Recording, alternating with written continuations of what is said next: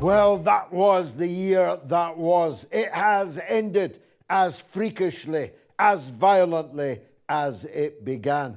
Doesn't get much more freakish when a gay atheist Saudi who has been living in Germany for 20 years, bewailing Germany's role in the Islamification of Europe, denouncing Islam at every turn, commits the kind of atrocity in a Christmas market in Magdeburg in the eastern part of Germany that ISIS and Al-Qaeda themselves would have been proud of. What was he up to? Was he a lone deranged wolf, or is he involved in some kind of deception, some kind of psyop conspiracy? It ended, more or less, in the freakish fall of the Syrian Arab Republic, its dismemberment between the United States, Turkey, and Israel, with a bit left over for the rebranded ISIS and Al-Qaeda, now done up in suits. In fact, pretty soon it will be a tuxedo that their leader is welcoming Western governments flooding in. People who had him on their wanted for terrorism list until days after he came to power in Damascus. $10 million you could have got for identifying his whereabouts, but now we know where he is. He is in power in Damascus. What the eventual price of that power will be remains to be seen. Will the Kurds be allowed to hang on to an enclave? Will the United States defend the Kurds against Turkish depredation? Israel now has 5 times the size of the Gaza Strip inside occupied Syria. And, of course, the Takfiri mindset is such that schism and multiplication is the likely outcome in those parts of Syria that the HTS are allowed to control. So even if this Ashara, as he's now known, Golani as he was previously known, even if he wants to avoid sectarian killing, mutilation, beheading and the rest, well, the motley crew that he brought with him are not so easily controlled. And what about the thousands of ISIS prisoners in the Kurdish American-held sector? What if they break out? Where are they headed to? In fact, these foreign fighters that were victorious so remarkably towards the end of this year in conquering Damascus itself, how long are they going to hang around in Syria? When will they fan out across the globe to spread their murder and mayhem everywhere? Coming to a Christmas market near you, perhaps. But the wars that raged in the Ukraine and the shooting war with ballistic missiles of unbelievable ferocity and complexity, sophistication between Israel, the apartheid state, and the Islamic Republic of Iran was one of the biggest stories of the year. The stalemate between the two appears to have endured, although one can never tell when it's going to break out again. One thing that is for sure, the unending agony of the Palestinian people in Gaza, but also in the West Bank, also in Holy Jerusalem, continues. It is a Calvary. It is a Via Dolorosa. It is a crucifixion of a people that has reached, one presumes, its apogee, although, again, one can never be sure that it might not get even worse. The daily, hour by hour, minute by minute televising of a Holocaust. Imagine if there had been the live streaming of Auschwitz or Treblinka. Well, that's what there has been coming out of Gaza. And those of us who cannot stay away from it wonder why so few others are interested in it at all. The whole world is fixated on an image that I never thought I'd see, of a disabled woman literally burning to death on a New York City subway train. The door is open. Her body is clearly visible. She is in flames, dying, murdered, and no one is going to her help. The whole world is looking at that image. But exactly the same image happened time after time after time in Gaza, in tents, where women, children, and men burned alive, and nobody came to their assistance either. You've come to the right place to reflect on the year that was 2024. Welcome to Have It Out with Galloway.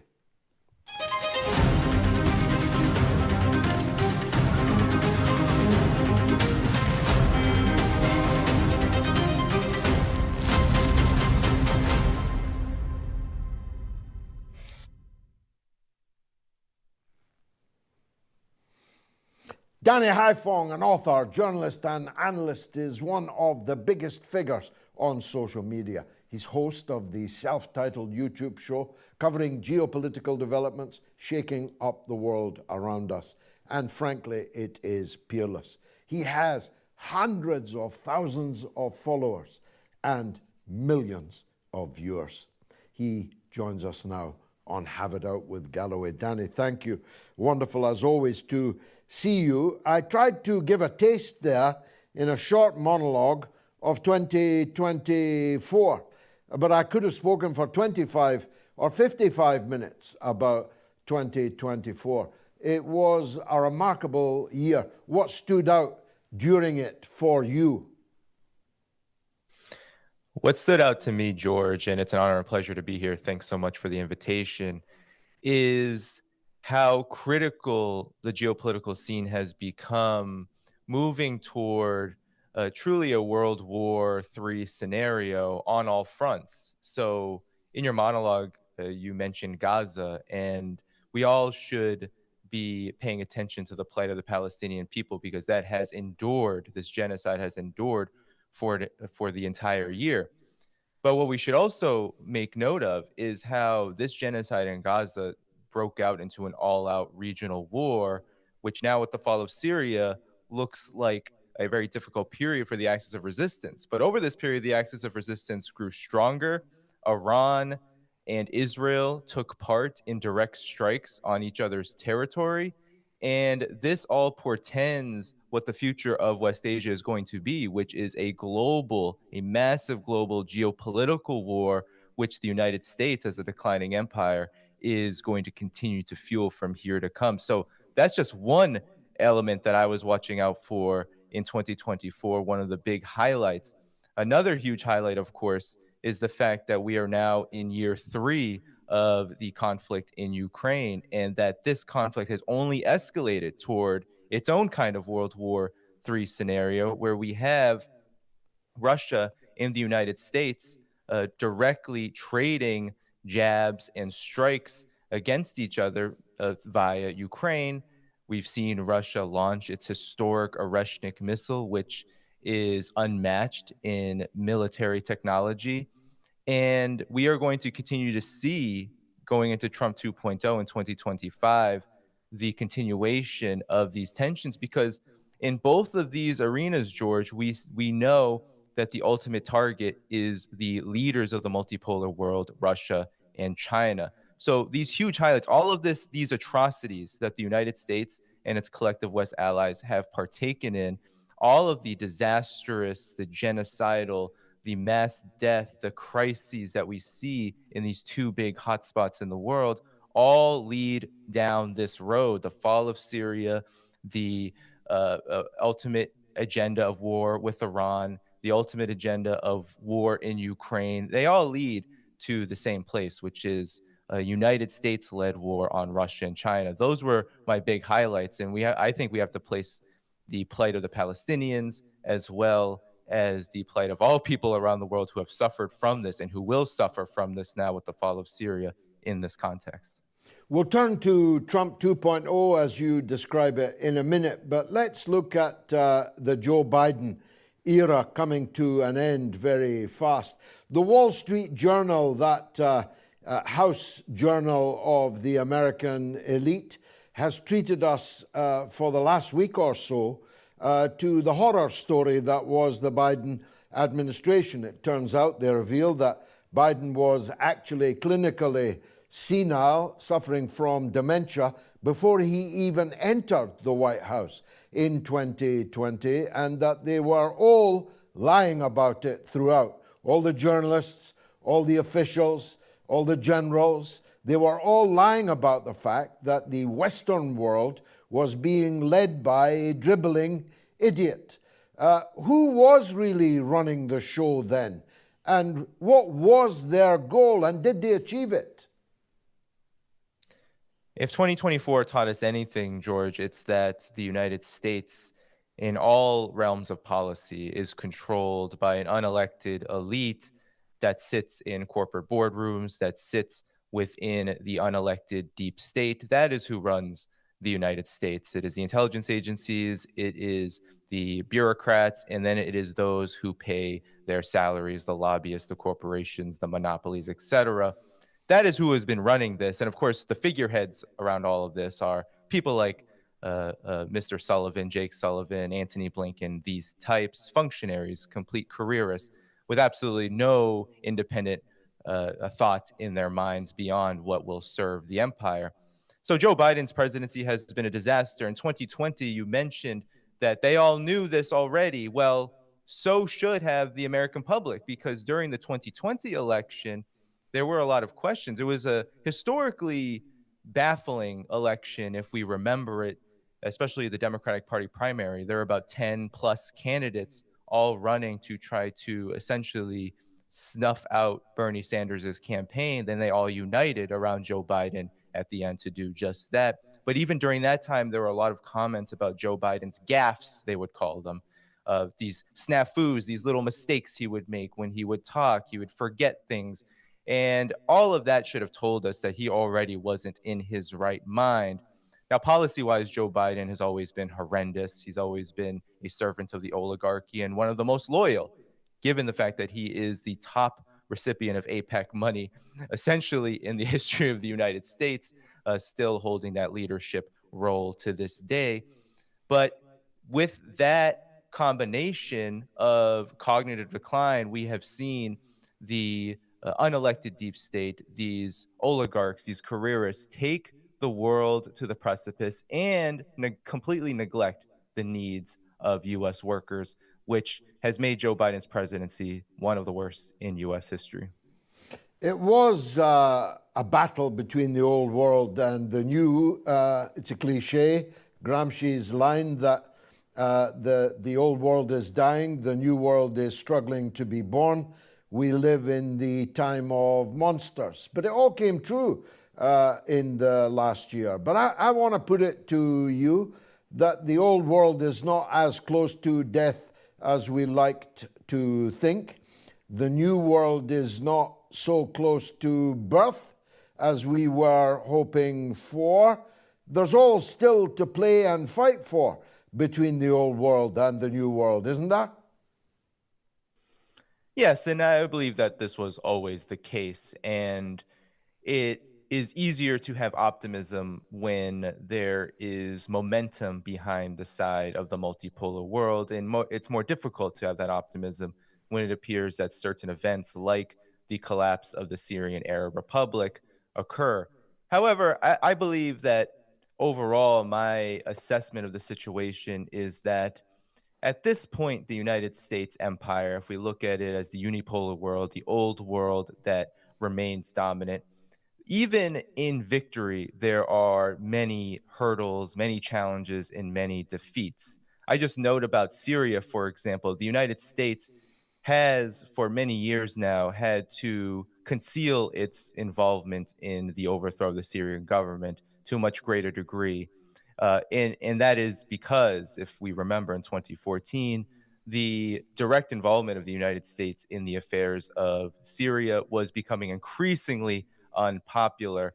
And so now that the United States has essentially gotten what it's wanted in this particular arena, I think that what we are actually seeing is the United States' role and capacity to manage its affairs as an empire is diminishing greatly. And Syria is a big example of this. Now you have, as you so articulately stated, George, in your monologue, a consortium of forces that are going to make governing Syria essentially impossible, where you have bigger powers, although I would say still small compared to the United States, like Turkey, attempting to assert its influence. And then you have, of course, the head choppers who will be vying for influence throughout. And then, of course, you have Israel. And you still have the United States attempting to occupy their own set of territory in Syria. All of this could turn into a disastrous quagmire for everybody involved, not least because we have a model of this, although it's somewhat different because there wasn't a 6-month bombing campaign on top of it. The situation in Libya essentially turned out to be a complete and utter disaster, which the United States had no ability to control. So while the United States' empire, the unipolar order, is certainly not going to collapse tomorrow, I believe we already see a lack of capacity to control events without the use of its very untrustworthy allies like Israel, like Turkey. And that is going to create big problems for the United States to maintain its influence. And I believe, too, that we will still see Russia and China moving forward continue to build and gain momentum in their own right because they do possess certain advantages that other countries in the multipolar world just don't have. We just saw that with Syria. We saw Syria, a country so embattled, so beleaguered, so under siege, just wasn't able to maintain itself. But that's not the case for Russia and China. And I believe that the more something like Syria happens, the more we see the overreach of the United States, Israel, and the like, the more we will see peoples and countries all over the world move further toward the multipolar world. So even though momentum may not be as fast at this moment, I believe the momentum is still going in that direction anyway. Now, Donald Trump will be along again before you could say Jack Robinson. How are you looking forward or not to that? After all, Donald Trump has pledged to end the war in Ukraine. He doesn't seem to fancy little Zelensky much. I think the prospect of unending billions, hundreds of billions, pouring into Zelensky's coffer is practically zero. That's one Donald Trump. The other Donald Trump is the one that pulled out of the Iran nuclear deal, who murdered the late General Qasem Soleimani, who moved the US Embassy to Jerusalem. Which Donald Trump is going to show up in January, do you think? We're probably going to see a combination of all of the Trumps that you have just mentioned, George. But I think his first 90 days are going to be very interesting and very critical to watch because there will be a lot of pressure on Donald Trump to establish himself coming back in after all of what has transpired in the United States to assert the US's role in the world as a dominant player, as an empire. Because one of the big problems that the United States as an empire has had, if we look at it from its perspective, is the loss of legitimacy around the world, the inability to manage these affairs, as I stated earlier, to look as if while it is causing all of this great chaos, it is unable to pull back, to make any kind of strategic move to ensure stability, let alone peace and let alone justice, which the United States empire will never, ever put into practice. So Donald Trump will have a lot of pressure on his administration to do something about Ukraine, to address the situation in West Asia, to also address China. And all of this, I believe, will have many contradictory elements. And it'll be very interesting to see where he ends up going on any of these things, because I don't think it is necessarily predictable. The ruling elite, those who control the United States' foreign policy, the foreign policy establishment, they will want to see all three fronts escalated, but that is untenable for the United States. The United States is going to have to find places to pull back as it escalates in others. That, I believe, is going to be the overall strategy of Donald Trump. And one prediction I have is that there will be an attempt to pivot even harder to West Asia, perhaps toward Iran, maybe flirt with an Iran nuclear deal, but it will not be a fair deal for Iran, leading to possibly even further escalations with Iran, which Donald Trump has a history of doing. China, of course, we could see Donald Trump up the ante on China via economic warfare. We already know that he's promised to do that despite his kind words to Xi Jinping. And then with Ukraine, this one will be very difficult because there is no appetite within the foreign policy establishment and the military industrial complex to pull back on that war. But there's a lot of pressure to do so, given the reality on the ground that Russia is not going to be defeated. And actually, Russia is going to win this war on the timetable that Russia sets. So that will put a lot of pressure on Donald Trump, given his campaign promises, given the actual situation on the ground, to address it. How that will look, that's a whole other question entirely. Will the ruling establishment even allow him to even think about a fair deal with Russia? I don't believe so. And so I believe that the talks are likely going to lead to very little, because I believe that Russia, from everything that Russia said and where Russia is now, is going to want a deal with the United States that essentially meets all of its terms. And there will be very few terms that Russia will want to give up, given that the United States is likely to present its own terms in particularly absurd ways. We've seen the Keith Kellogg plan essentially just wanting to freeze the conflict. I don't think Russia wants a freeze unless it gets everything that it wants, and it has all of the leverage to demand such a thing. Here's a left field suggestion, Danny. What about a couple of cheap wins for Donald Trump? Invading Haiti and invading Panama, taking back control of the canal, dealing with what they insultingly call America's backyard, doesn't bring them nose to nose with any of these superpowers. Easy wins. What do you think about that? Well, this would be in keeping with how the Trump administration in its first iteration attempted to manage its foreign policy. We saw that Latin America became a key target of Donald Trump. We know that the Trump administration tried to directly overthrow Venezuela's government, and in trying to do this, succeeded in placing starvation sanctions on the country, which nearly led to its economic collapse. Thankfully, that didn't occur because Venezuela reoriented its economy.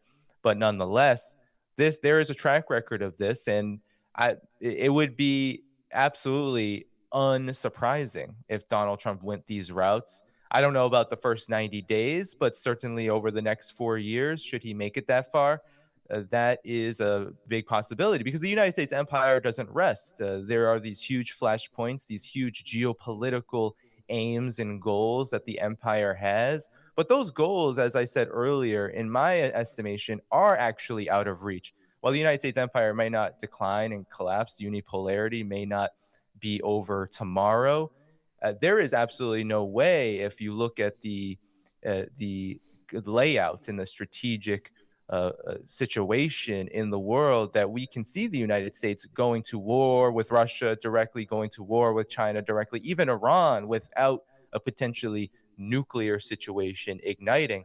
And that means the end of everybody. So with that said, the United States will have to look at its overall posture. We see even Somaliland, right? This attempt by Donald Trump and his administration to claim that Somaliland is its own independent territory.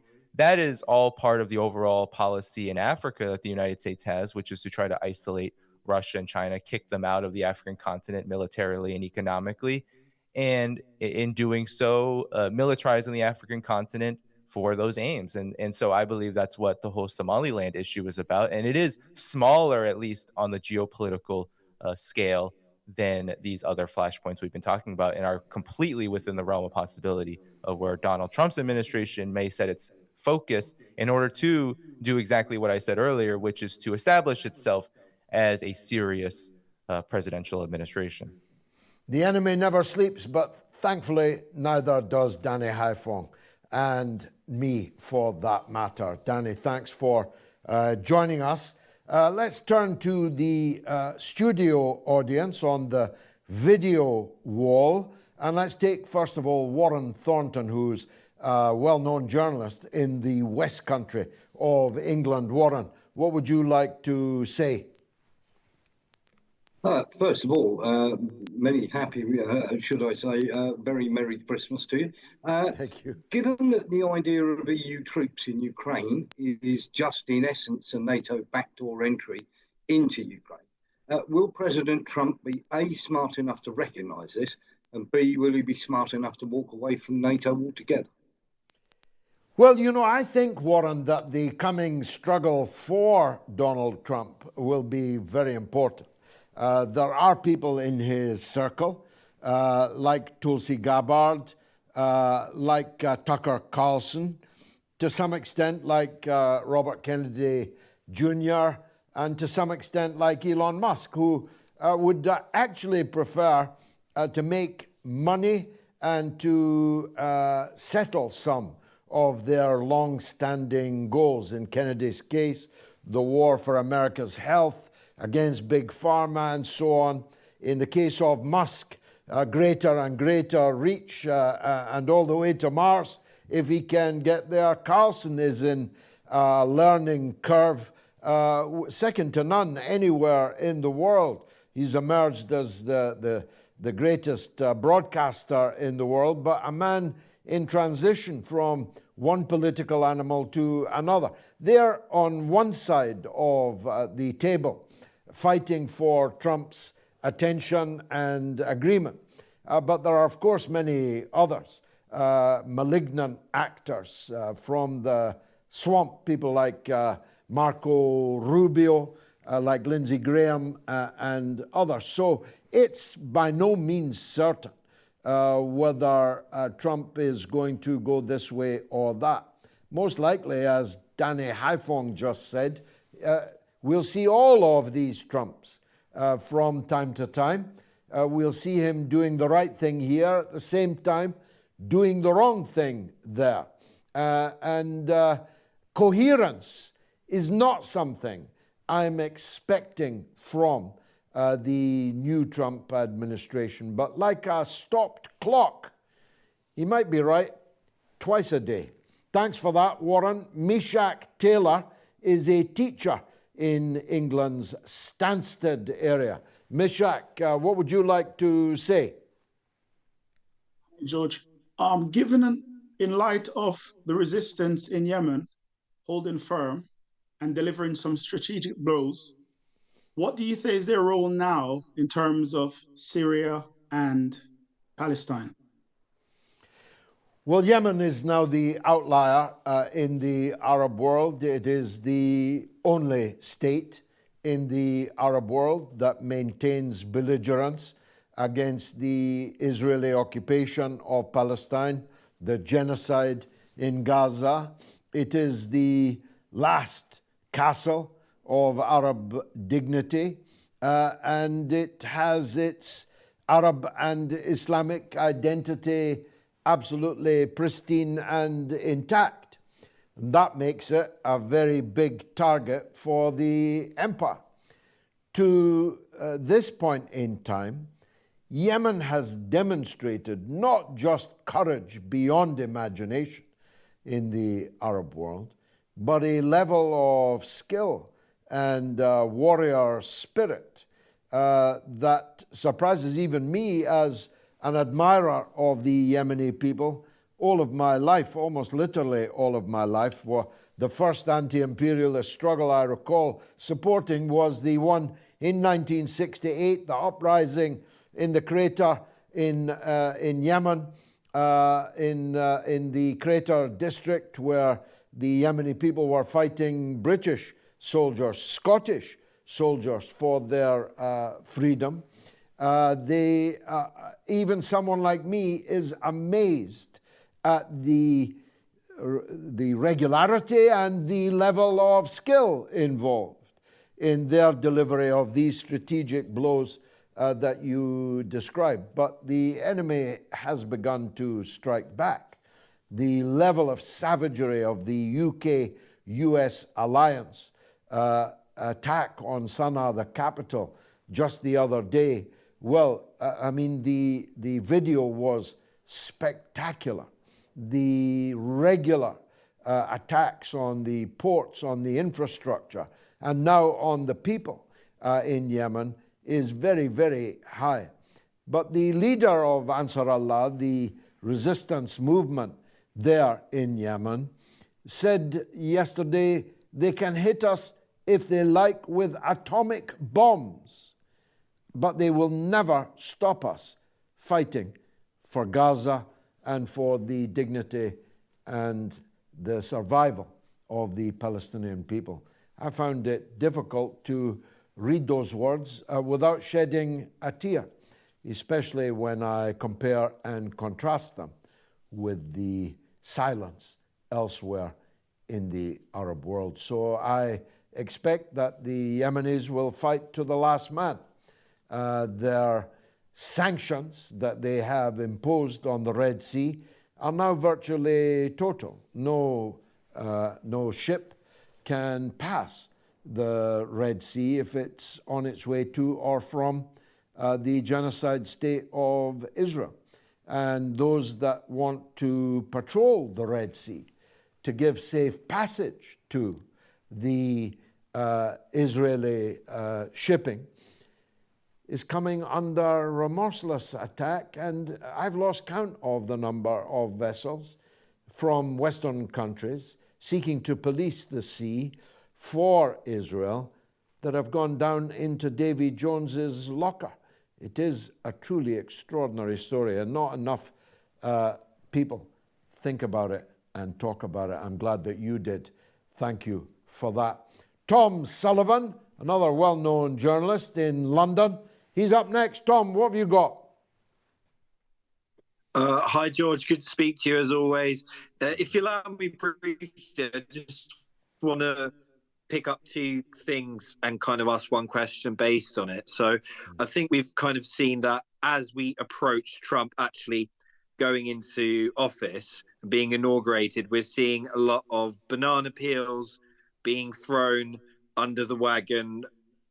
Joe Biden started it by approving ATACMS, which then allowed us, the British lapdog, to approve our Storm Shadow.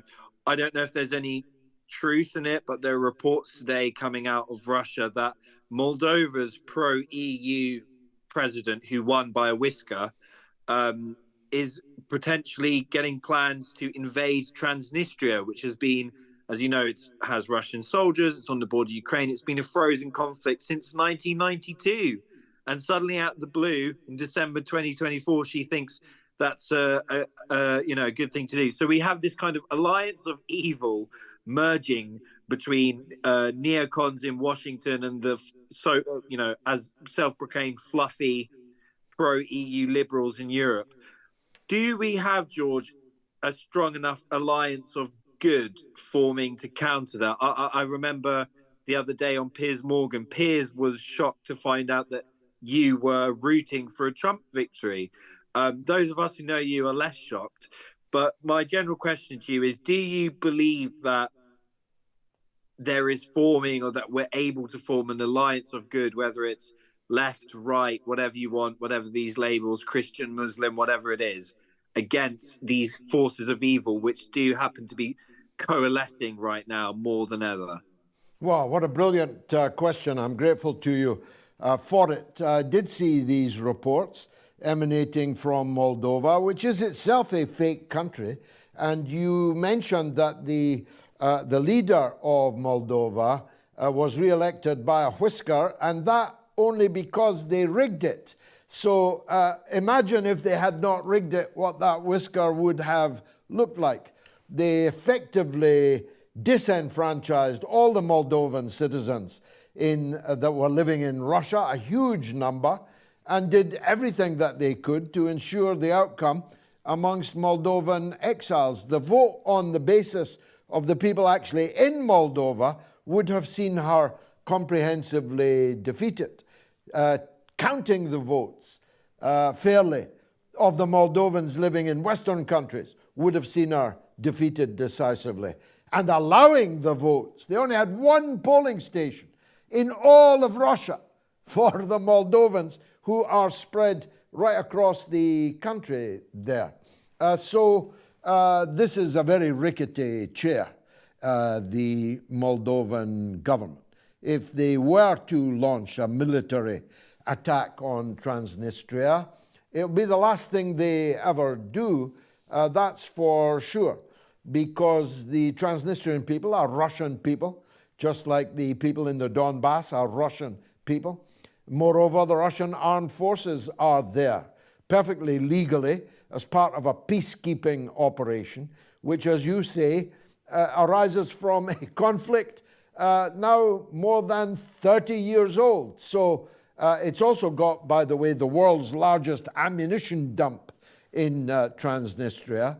And the idea that Russia is going to allow an EU satrapy to take over and potentially destroy a territory which is Russia, in essence, is fanciful. So any attack on Transnistria, I expect the airborne forces of the Russian Federation to stiffen the ranks of their peacekeepers, probably to the power of 100, if not 1,000, and that'll be another front, another Ukraine, fought more or less within a stone's throw of Ukraine. The best solution is for the Russian advance to take all of the coastline, link up the Novorus territories, including Transnistria, and let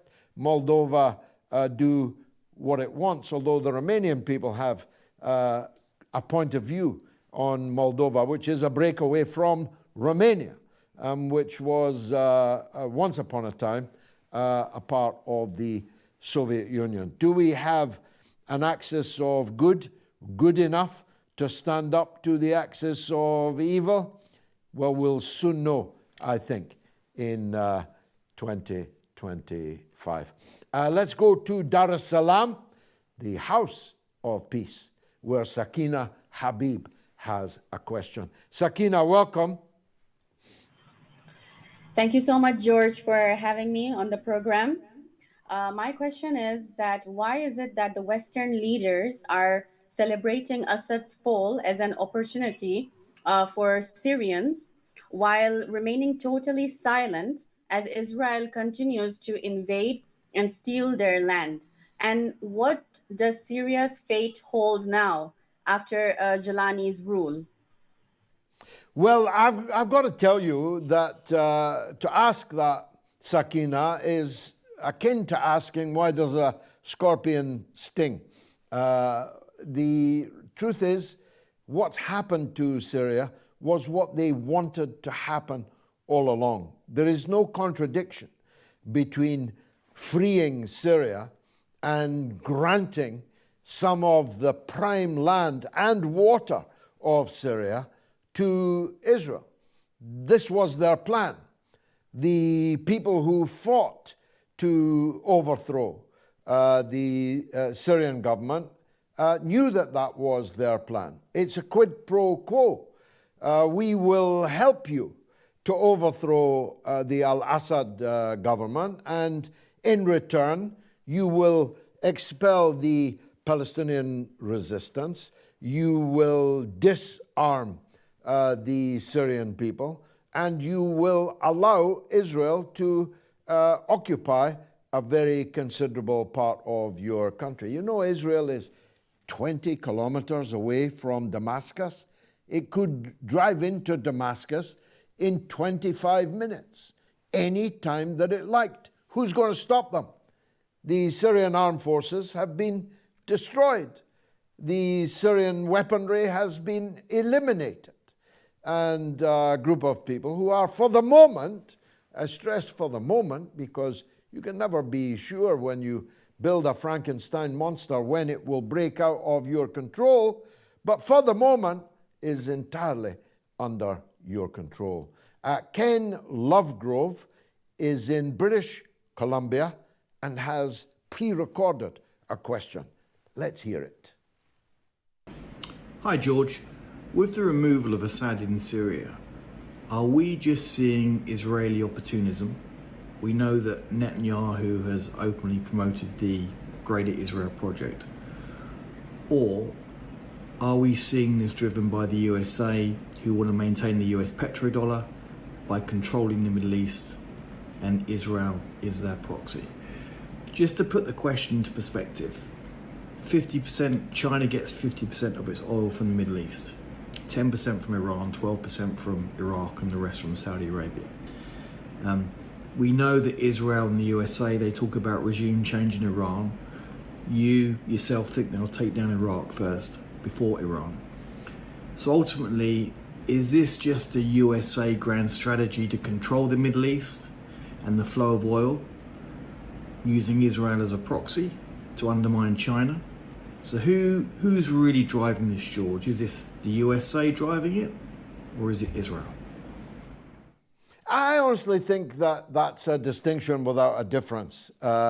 What is the action of Israel, what is the intention of Israel, cannot be separated from the action and intention of the United States. Israel is but the client of the United States. Of course, clients have different levels of independence of thought, but they don't have independence of action any more than the United Kingdom has independence of action from the United States. I mean, we can't even fire our nuclear weapons without a second key being turned in Washington, in the Pentagon, by the American military. So clients don't get to take independent action.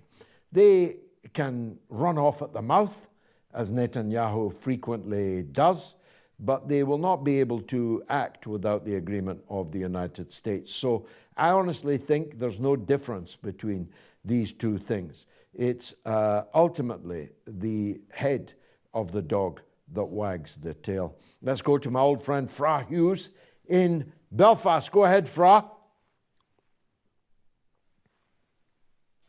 Hello, George. Great to see you and great to speak to you again. George, I wanted to talk about Syria, if that's okay. There's been a national, regional, international, and global convergence of agendas to see the destruction of the Syrian Arab Republic. But I'd just like to focus on two groups, please. One is what I call the pseudo-imperialist left. This is people like the Socialist Workers' Party, who cannot get elected in Ireland under that banner, so they go with people before profit as a wider electoral vehicle. They were cheerleading the fall of Gaddafi. They're cheerleading the fall of Assad. They claim to be supporting a people-driven led revolution against historic dictatorships. They are actually cheerleading the fall of a secular state. So socialists who claim to believe in secularism are happy to see a secular state crumble. Now, the other part of the equation I'd like to bring up is the sectarian nature of those involved in bringing about the fall of Assad, that being HTS and others. These people being sectarian cheerleaders who call for Christians to go to Beirut and Alawites to go to the grave. So we have a convergence of the pseudo-imperialist left with Islamic conservative fundamentalists who are both on the same page when it comes to the destruction of a secular state within West Asia. I'm just going to ask your opinion. Is there a connection somewhere between what I call the pseudo-imperialist left and the people on the right, like those connected with the Muslim Brotherhood, who appear to be intent more on killing the Shias in Lebanon and the Shias in Iran, and claim to be supporting Palestine, but at the same time are more involved in the sectarian conflict than they are against the Israeli imperialism within the region? Is there a connection, or is it just a divergence of agendas? Well, I mean, your question is so brilliantly expressed that scarcely needs an answer, and the viewer will easily reach a conclusion on it. These people have always been two sides of the same coin. These so-called third campists, neither Washington nor Moscow, of course, inevitably, in fact, leaves you in Washington. If you are not prepared to take a side, the side that is on all objective reasoning closest to you, then you are in fact opting for those with whom they are in battle. And that's what the role of these Toy Town Trotskyists has always been. The good news is nobody's listening or caring about them. They have never been more minuscule, these groupuscules of the ultra-left, far-left. What they do have is a couple of silos, and those silos are important. They've got a silo in the Stop the War coalition in Britain. They've got a silo in the Palestine Solidarity campaign in London. Most of the people who go on the demonstrations and events have no idea who's inside that silo, and if they did, they'd walk by quite quickly. But it must actually occur to somebody sometime why I, as a founder of both and as a pillar of both for decades, have not spoken on either of these platforms for more than 10 years. Surely it must occur to someone, especially when I'm actually on the demonstration, walking. But the truth is that the opportunistic choice to be against the dictatorship that imperialism coincidentally is completely against and determined to destroy, does put them in the same camp, does put them on the other side of the same coin, and who knows what that coin actually represents. I think we have no time for any more contributions. I apologize in particular to those on the screen that didn't make it onto the show. I can only promise that next time we'll bump you up the queue so that you have more of a chance. We've got time for me to sum up the year, but not time for any more guests. Please forgive me. Well, I think you got the picture. It was a year in which what looked like 2 steps forward became at least 1 step back. But as Danny Haifong pointed out, the overarching trajectory, the strategic direction of world events still favors the new world that is struggling to be born, and against the old world that is ready to kill everybody in order to hang on to its hegemony. The Donald Trump presidency will be a decisive one way or another. Which Donald Trump are we going to get? Are we going to get the Donald Trump who, in the closing hours of the presidential campaign in Dearborn, Michigan, demanded that Netanyahu have the war in Gaza over by the time he comes to power on January the 20th? Is it that Donald Trump who says he is going to halt the war in Ukraine? Is it the Donald Trump that went to the parallel between North and South Korea and shook the hands of the North Korean leader and met rather convivially with him? Or will it be the Donald Trump thuggishly making threats against the government of Panama this very week? Will it be the Donald Trump that is thinking of invading Haiti? Will it be the Donald Trump that, like a bull in the china shop, destroyed the Iran nuclear deal? Will it be the Donald Trump that cruelly assassinated, murdered one of the great anti-ISIS, anti-Al-Qaeda leaders in the world, General Qasem Soleimani? Which Donald Trump can we expect to turn up on the Potomac on the 20th of January? Well, one thing's for sure, God willing, I'll be here every week on Have It Out with Galloway to try and explain what's what and what's not. Thanks for watching. Have a lovely Christmas and a Happy New Year.